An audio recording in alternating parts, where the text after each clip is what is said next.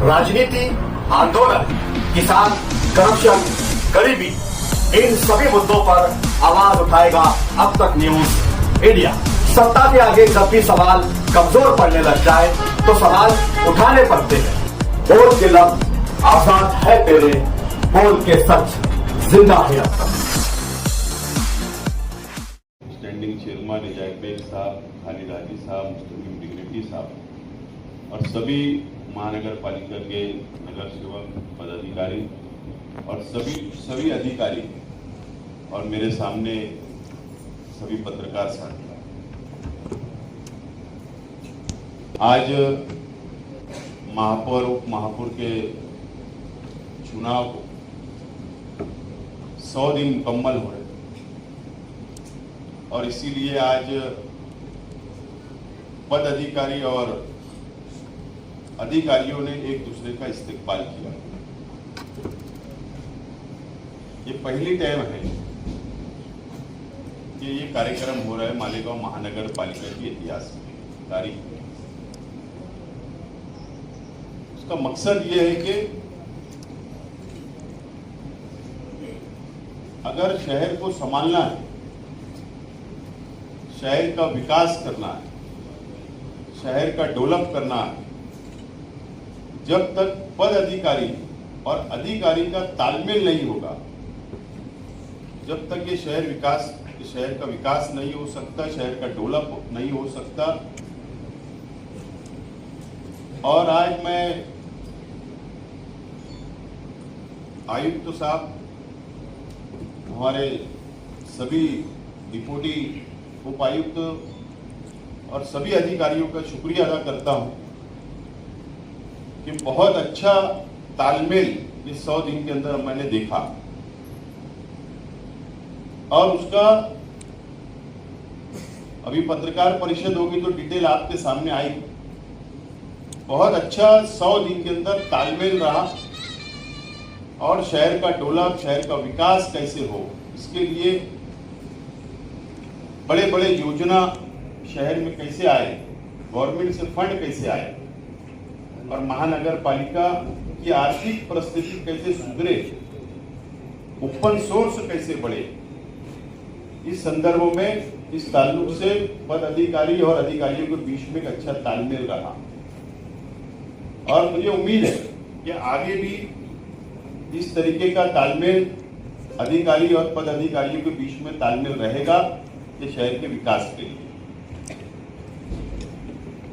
आज ये 100 दिन के अंदर ठीक है, बजट आएगा, बजट के बाद शहर का विकास होगा, डेवलप होगा, ये होता है, लेकिन 2-3 समस्या शहर के अंदर आज बहुत गंभीर है, बहुत आवाम परेशान है। इसके लिए अगर पदाधिकारी और अधिकारियों ने तालमेल रखा, एक सबसे बड़ा प्रश्न है स्वच्छता, साफ सफाई का। वो हमेशा कोई भी बॉडी रहे, किसी ने भी हल नहीं कर पाया, कोई भी बॉडी रहे, इतना भी बड़ा आप लोग टेंडर दे दो, उसके बाद भी कंट्रोल नहीं होता। इसके ऊपर चिंतन करने की जरूरत है, एक अच्छा प्लान करने की जरूरत है। शहर के अंदर अगर स्वच्छता रहेगी, साफ सफाई रहेगी, तो मैं समझता हूं कि आरोग्य के जो प्रश्न आते हैं, जो कोई बड़ी बीमारी आ जाती है, इसके लिए कंट्रोल हम कर सकते हैं। इसके लिए मैं गुजारिश करता हूं कि पदाधिकारी और अधिकारियों ने बीच बैठकर इसके ऊपर एक अच्छा प्लान तैयार करना चाहिए और अगर कोई डिसीजन लेना पड़ता है सख्त, तो वो सख्त डिसीजन भी लेना चाहिए। दूसरा है पानी। पानी का जो प्रश्न है, अभी कई वार्ड के अंदर पानी नहीं मिल पा रहा है। अब पानी क्यों नहीं मिल पा रहा है, इसके अंदर मैं थोड़ा 2 दिन पहले मैंने जब एक बच्चाओ साहब और वाटर सप्लाई इंजीनियरों से चर्चा की, तो ये बात समझ में आई कि पूरे महाराष्ट्र में इतने जोन नहीं है, 550 जोन हमारे अपने।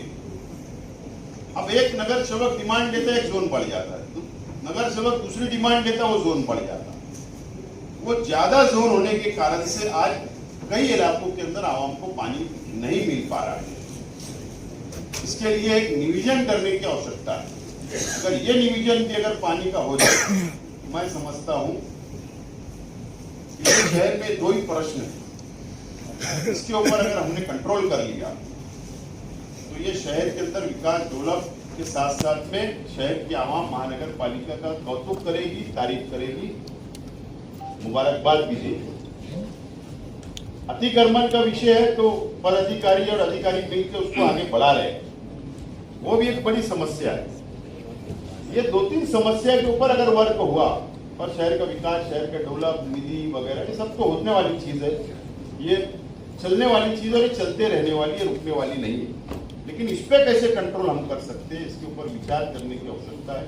बहरहाल मैं मुबारकबाद देता हूं कमिश्नर साहब को, उनके तमाम अधिकारियों को, स्टाफ को, और ये विनती करता हूं कि अगर पद अधिकारी और अधिकारियों के बीच में कोई अगर अड़ावा बैठक होती है, अगर पानी के प्रश्न को हो रही है, तो मीटिंग के बाद 4 दिन में अधिकारियों ने उसके ऊपर क्या काम किया, इसका अगर अड़ावा लेंगे तो प्रश्न छूटेगा। और अगर हमने मीटिंग के बाद अगर कोई उनका अड़ावा नहीं लिया, उन पर कंट्रोल नहीं किया, तो मैं समझता हूं कि